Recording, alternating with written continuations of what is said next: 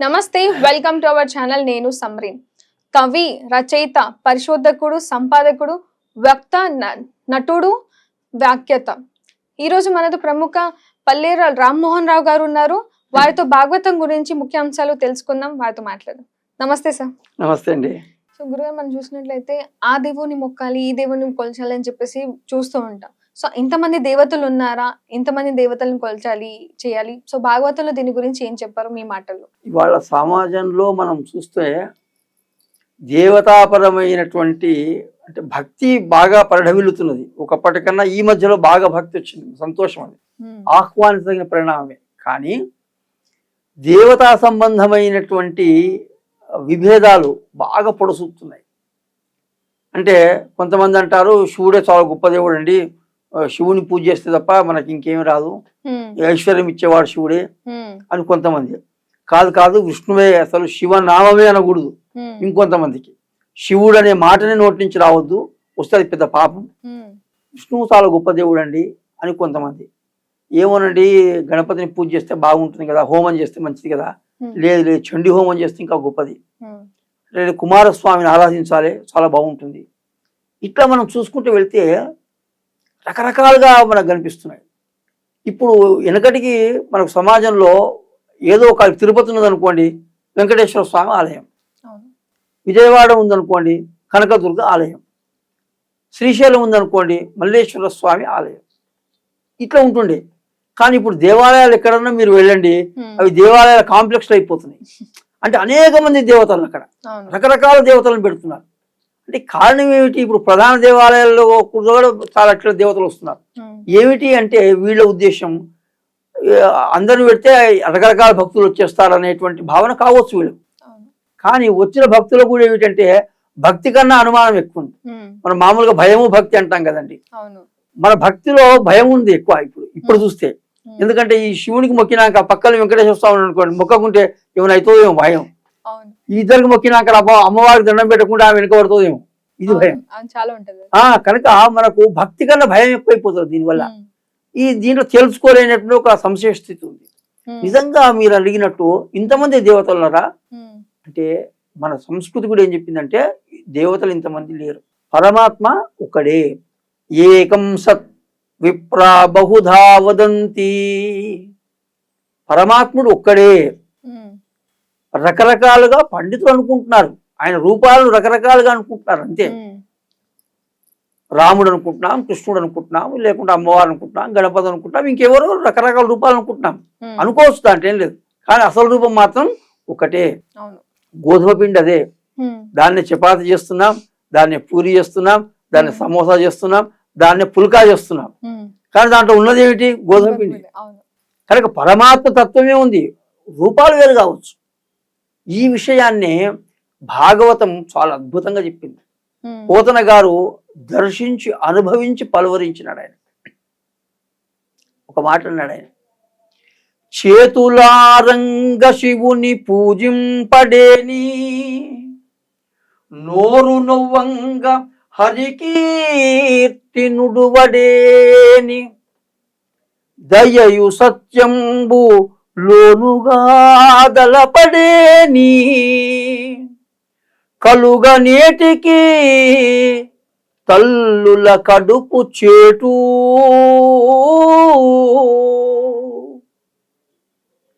చేతులార శివుని పూజ చేయని వాడు, నోరు నొప్పి పెట్టేటంతగా విష్ణువుని కీర్తించని వాడు, అంటే ఆయన స్తోత్రాలు చేయని వాడు, తన మనసులో దయా సత్యం లేనటువంటి వాడు, వీడు పుట్టినా దండికి ఎందుకు పుడతాడయ్యా, తల్లుల కడుపు జరపడానికి తప్ప వీడి జన్మ దేనికి కొనుక్కు వస్తుంది అన్నాడు. కానీ ఈ పద్యాన్ని మనం ఆలోచిస్తే ఒకటి, శివునికి విష్ణువుకు భేదం లేదని చెప్పాడు. అంటే ఇద్దరు ఒకటేనా అంటే ఒకటే. ఇంతకుముందు మనం అనుకుంటే ఏకం సత్ అంతే, ఇద్దరు ఒకటే. ఎట్లా అంటే మళ్ళీ భాగవతం దానికి ప్రమాణం. పోతన గారు శివభక్తుడు, ఆయన వాళ్ళ ఇంట్లో కూడా అనువంశికంగా శివ పూజ కార్యక్రమాలు నడిచేటువంటి ఇల్లు అది. ఆయన శివభక్తుడు. ఒకరోజు పున్నమ రోజు గోదావరికి వెళ్ళి స్నానం చేసి ఆయన కూర్చొని ఆ గోదావరి ఒడ్డున ఇసుక తిన్నెల పైన కూర్చొని శివుణ్ణి ధ్యానిస్తున్నాడు కళ్ళు మూసుకొని.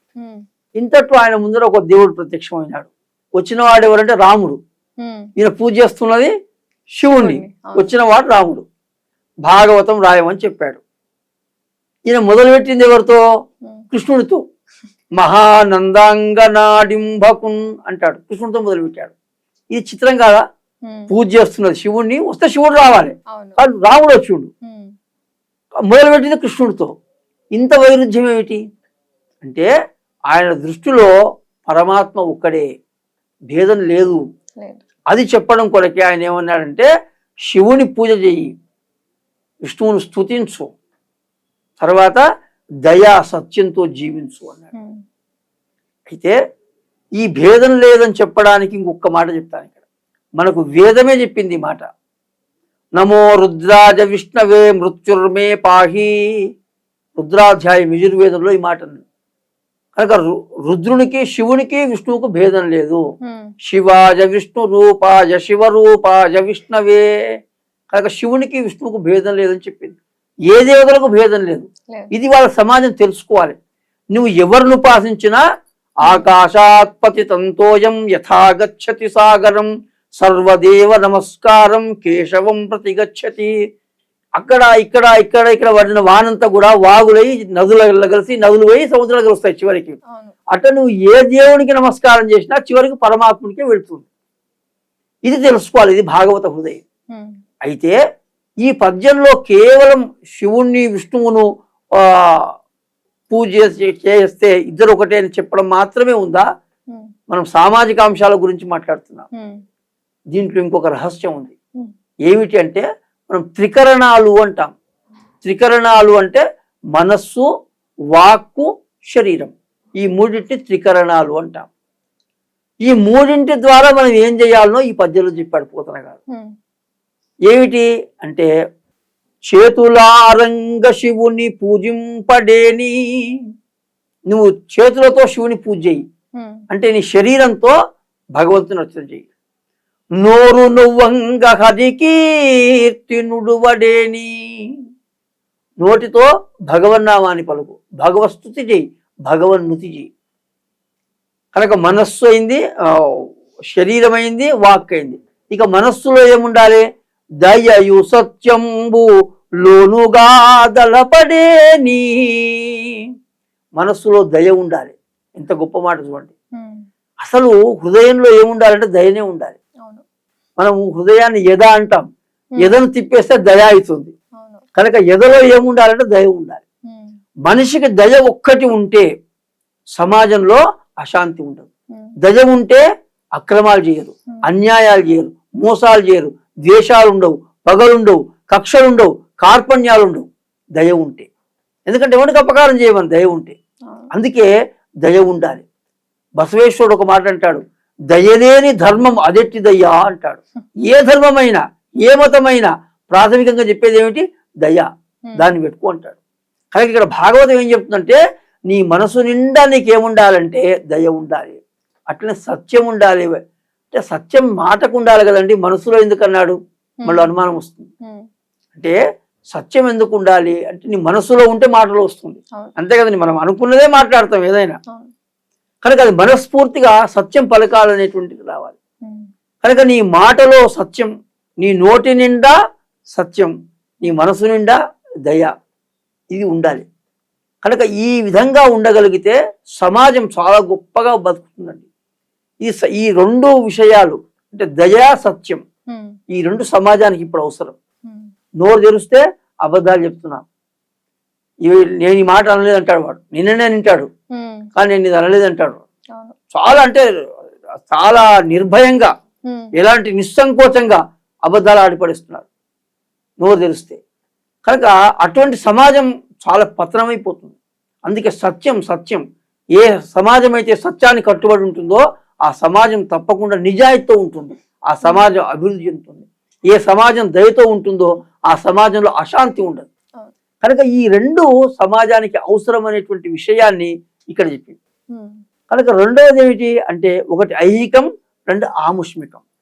ఐహికం అంటే ఈ లోకానికి సంబంధించి, ఆముష్మికం అంటే పరలోకానికి సంబంధించి. ఐహికంగా ఏముండాలి నీకు అంటే దయాసత్యం ఉండాలి ఈ లోకంలో. ఆ రెండింటితో నీ సమాజం బాగుంటుంది. ఆముష్మికంగా ఏముండాలి, భగవంతుడు ఒక్కడైనటువంటి భావనతో నువ్వు పూజ చేయి, ఆరాధించు, నువ్వేమన్నా చేయి, నీ ఇష్టం, పర్వాలేదు. కనుక ఇవాళ భాగవతం మనకిచ్చే సందేశం ఏంటంటే దేవతల పేరును కొట్టుకొని సావకండి, దేవతల పట్ల విభేదాలు పెట్టకండి, దేవతలకే వైరుధ్యాలు ఉన్నాయని ప్రచారాలు చేయకండి. ఏ దేవత అయినా దేవుడు పరమాత్మ ఒక్కడే. కనుక దేవతా సంబంధమైనటువంటి విభేదాలకు ఎటువంటి ఆస్కారం ఇవ్వకూడదు. ఏ దేవతను పూజించినా పరమేశ్వరుని పూజిస్తున్నా అనేటువంటి భావనతో చేస్తే అదే నిజమైన భక్తి అని భాగవతం మనకు చెబుతుంది. సో అన్ని దేవుళ్ళు ఉన్నారని కాకుండా భక్తి చేస్తే బాగుంటుంది. అంతే. అన్నమాట.